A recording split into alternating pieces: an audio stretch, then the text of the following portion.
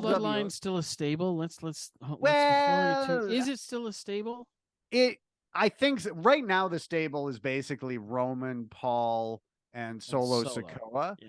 But they're teasing on SmackDown now that like Jimmy's coming back in, right? Yeah. So yeah, I would say it's still a stable. I was thinking about this when I was trying to put together a list of WWE stables. Like, when is someone a stable, or when are a group of people a stable? A single person is never a stable. That was the first thing I came. So, a single person is never stable. Terrific. And like, when are they a tag team? And it was weird because some tag teams have 3 people, right? Like New Day, right? And like, that's I don't an think you'd interesting really case study. Yeah, like I don't think Is you'd really New Day call a stable or or tag team. With the Meanwhile, like Imperium is only 3 people right now, but it's a stable. And I think that's because like Gunther's like the leader, right? And then you've got the 2 other guys, so like that feels more stably than New Day. It's more stable. Where and like, remember the Wyatt family for a long time? It was just Bray, Luke Harper, and Eric Rowan. That was a stable. So I think it's like, if you only have 3 people, one of them has to be in a leadership role, and then you've got a stable. And then anything 3 people like above 3 people is also a stable, right? So yeah, that was my thinking. But no, I agree. It makes sense, because otherwise, if there's just 2 of them, then it's definitely just a tag team. Yeah, 2 it's just a tag team. But 3 people, you're in like a gray zone, like a stable gray zone. Third person is just a manager. Does that still count as a stable?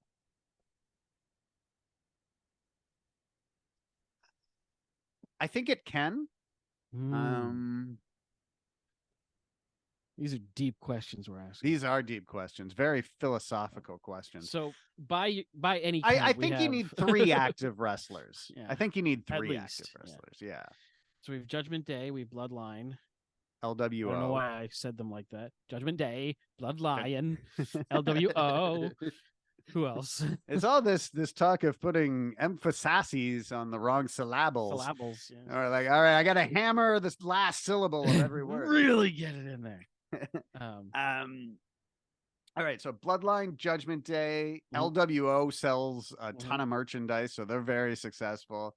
I would consider Imperium, it's a 3-person stable, but they're there.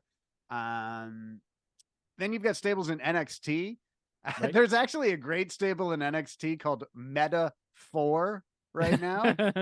And it's Noam Dar. Noam Dar is like, he's just this like hidden gem all to himself. Like, I could watch Noam Dar cut promos for like 20 minutes a day and like not get tired of it. I'd like, I spend 20 minutes a day on Noam Dar promos. It was fine. Typical. I've spent 20 minutes a day on other things that are worse. Exactly. It's fine. Yeah, and so, but I felt that this was really Triple H's influence, but it seems to be staying even with Vince back, because their 2 biggest money programs in the company right now are Judgment Day and Bloodline. And and LWO is apparently one of their best merchandise sellers. So 3 of their hottest acts are all stables right now. Well, I think that there's a few reasons for that. One, obviously the right talents and creatives and stories and all that. But the other thing is that it's easier, I think, as a viewer to connect with a stable than you can kind of only see the single wrestler talking at you in the microphone like this so many times before it kind of becomes repetitive. Whereas if you have a group and they can play off of each other, there could be a little bit of improv, a little bit of comedy, that kind of thing. Yeah, it's much better. And I think Triple H also knows the value of getting more people out there. Yeah, definitely. You've got Dominic Mysterio, Damian Priest, and Finn Balor and Rhea Ripley, and you think, like, how many of them all wrestle on the same night? You might get one from Judgment Day and night, so you can spread it out a little bit more. You can make it really a featured thing. So, but you're still getting them on TV, right? Yeah, so it's a smart play in terms of getting new faces out there too. And Triple H is just also a guy who books, for a 2023 audience way better than Vince could. Oh, and absolutely. that he understands sort of that there's more to it than just a bit of spectacle. Yeah, like what I see from Triple H is he uses Vince McMahon's playbook for the big money stuff, the celebrities, the creating larger than life guys, but he also has that healthy respect for pro wrestling, and he will throw the hardcore wrestling fans little bones to almost be like, I got you guys. Don't worry. We're not going to make the Intercontinental title a joke. I got this, guys. Vince is gone. I know the mustache is weird. You're concerned. I'm here. I got you. But he's actually been doing that his whole career. Like, well, not his whole career, but when he was the babyface Triple H in DX, he was often in a way like the voice of the fans. Like he would say things that would let you know, like, oh, okay, he's sort of seeing the product in the same way that we're seeing it.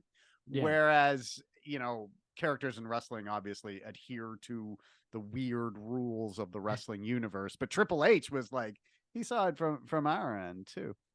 Damage Control obviously is another faction that he brought in as soon as he was there. So. Damage Control with, two members that probably would not have gotten a feature role under Vince.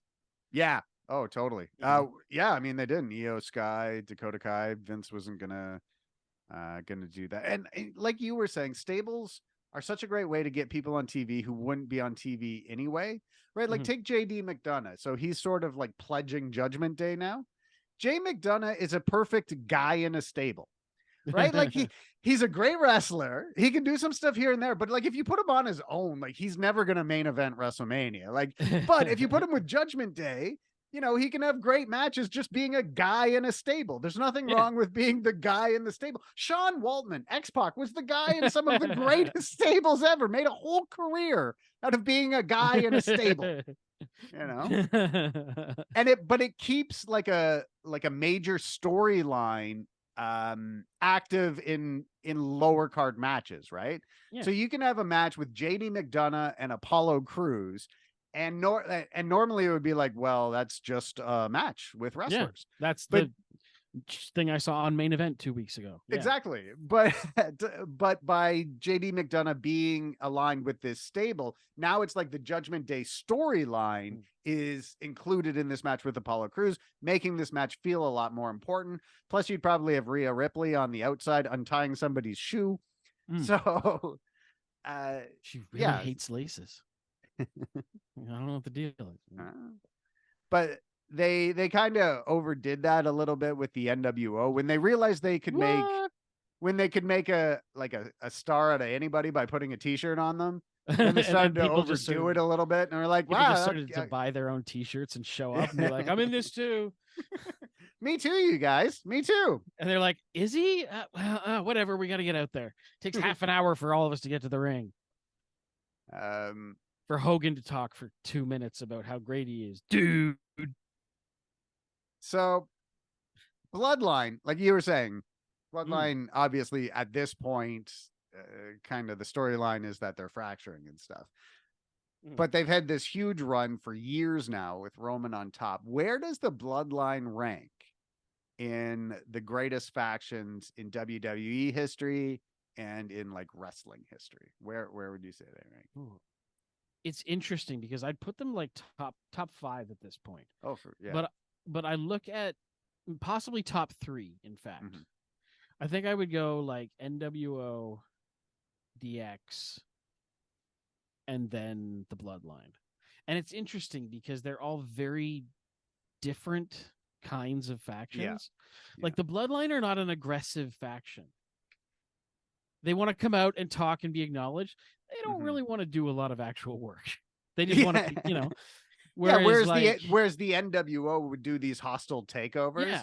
The Bloodline's more like, let's sit in our locker room and then we'll do a promo at the end of the show. Yeah. And that's all we're doing. Yeah. We'll get a good night's sleep. We'll get something on Netflix and we won't cause any problems. Yes. As long as you acknowledge us. Yes. But that's all we know. But it's like the NWO would go out and recruit people. DX was actively antagonizing people. Yeah. Whereas the Bloodline is very much like sitting upon the top being like, no, come get us. Yeah. When you're ready, we'll be here. And just kind of enjoying the ride. it's much more of like a chill dominance. Yeah. Right? Like Yeah. like I'm sitting on this throne. I don't need to go out and Yep. like interfere in all these matches. I can just sit right here. So, Yep. Yep. I would rank Bloodline above DX. Okay. Though it's close. But I feel like the NWO's got to be first because the NWO moved wrestling into a different era. Mm-hmm. Like wrestling in 1995 was entirely different from wrestling in 1996, and it was because of this hot angle. I don't think there's anything else that's done that in wrestling. But the Bloodline have moved WWE into like, you can argue if it's a boom period. Mm-hmm. They're more financially successful now than they ever have been.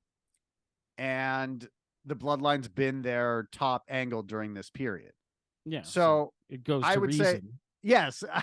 So I would say, okay, they've made the most money, so they're here. But the only reason the NWO beats them out is because not only did the NWO make money, it changed the industry.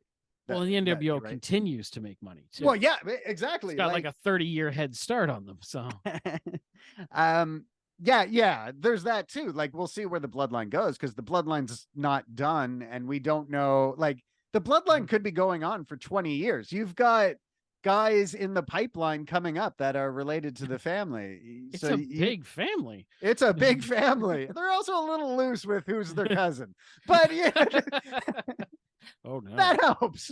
But oh no, like sometimes Haku's in the family. It's like, no, come on, he's not. Nah.